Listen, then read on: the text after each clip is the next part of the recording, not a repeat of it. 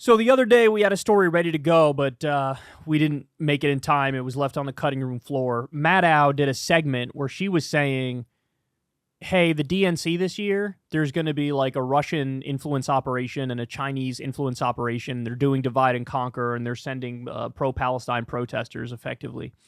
You know, she was making the argument, just like in 2016 when Russia swung the election. This time, Russia and China are both trying to swing the election, and they're trying to swing it against Joe Biden.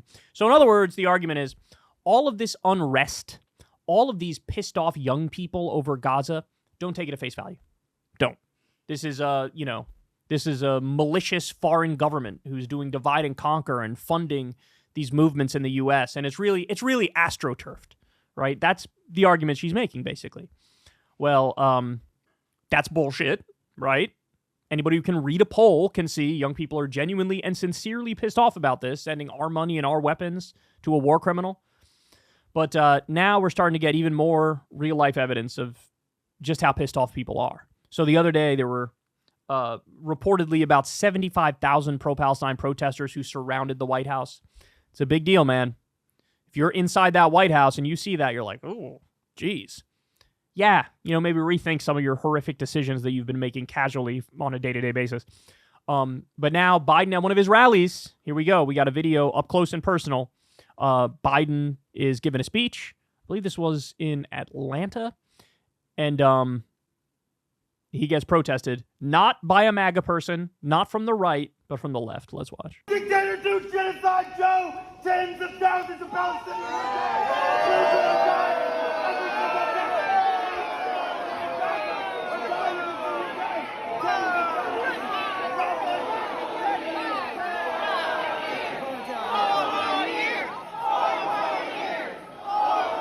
Look at his face. Jesus Christ. By the way, the 4 more years people can suck my ass. Jesus Christ. Here, one more time. Ready? Dictator do genocide, Joe! Tens of thousands of Palestinians!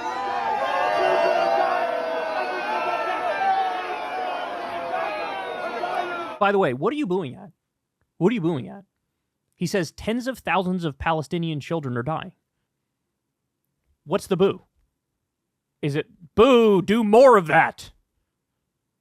Like, why are you booing this guy?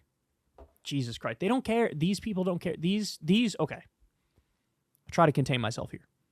The brainless, okay, I guess I didn't contain myself. The brainless resistance liberal types who fall in line no matter what the fuck happens. Doesn't matter how much a Democrat morphs into being a Republican. They're still there cheering. Remember all those yard signs that said, no person is illegal? Biden just did an executive order that ended asylum. Are all those people going and ripping those yard signs out now because their dear leader decided, hey, now we disagree with that, right? Anyway, this guy standing up for the right thing, getting booed. By the way, I want you to notice, I'm going to play this out one more time here so you can see. I want you to notice when they look at the rest of the crowd. What do you notice about the rest of the crowd when you look at them after this guy says this? Here we go. One more time. Ready? Dictator do genocide, Joe! Tens of thousands of Palestinians!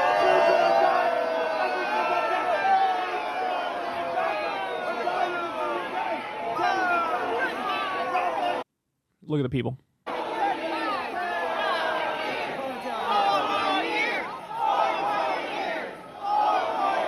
For the people who aren't watching this and they're just listening podcast style, audio style, the rest of the crowd that starts booing him and chanting 4 more years, they're ancient. They're ancient. These are, at the youngest, Gen X, older. Most of them are actually part of the boomer generation. This is the trend that we've seen for quite a while now, right? In order for Democrats to win elections, who needs to turn out in giant numbers? Young people.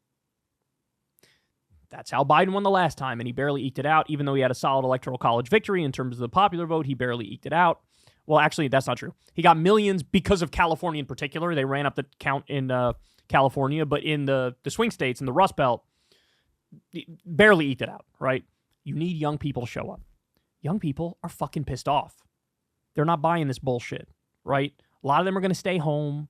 Decent number of them are going to vote for Jill Stein or Cornel West, right? Maybe some of them RFK, although he's a loathsome cretin too, and his Israel policy is just as bad, if not worse. But you got these young people who are fucking pissed off. And so who's Joe Biden relying on now? The suburbanites.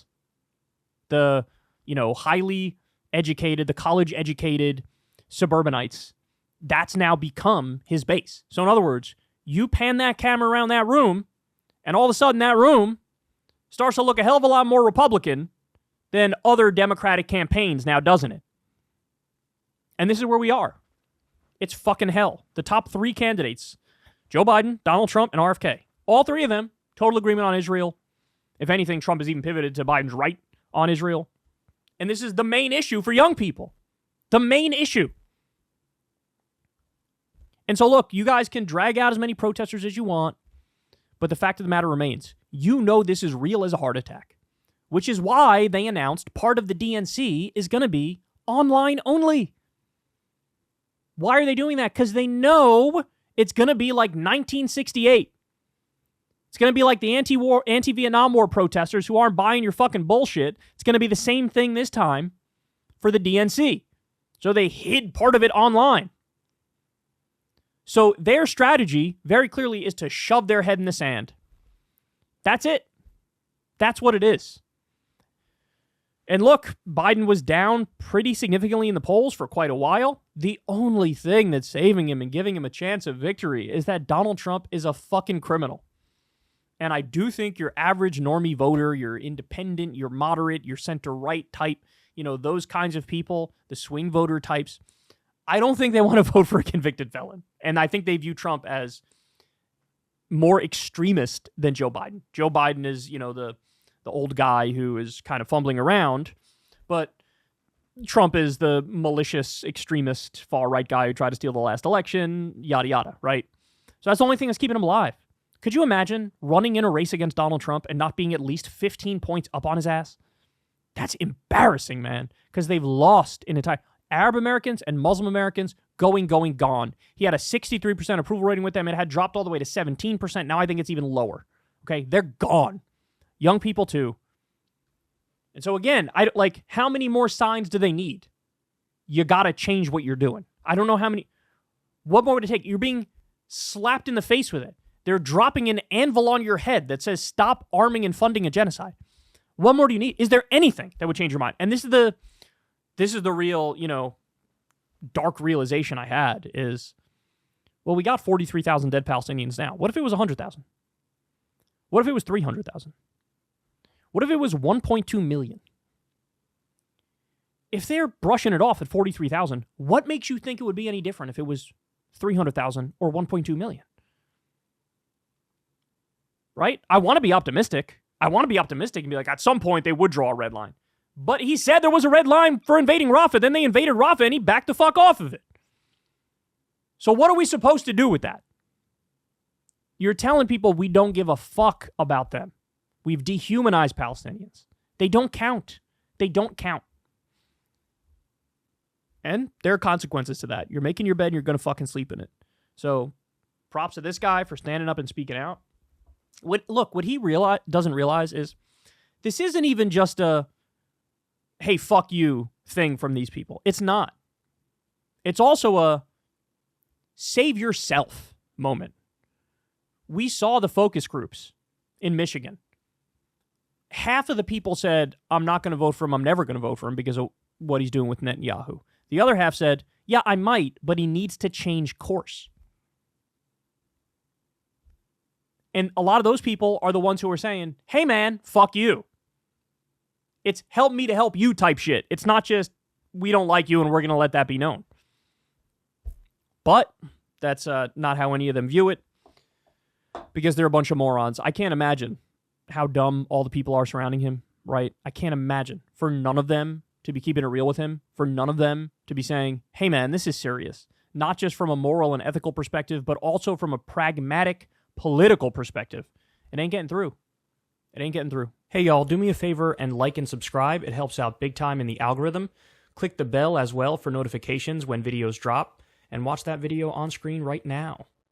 You know you want to.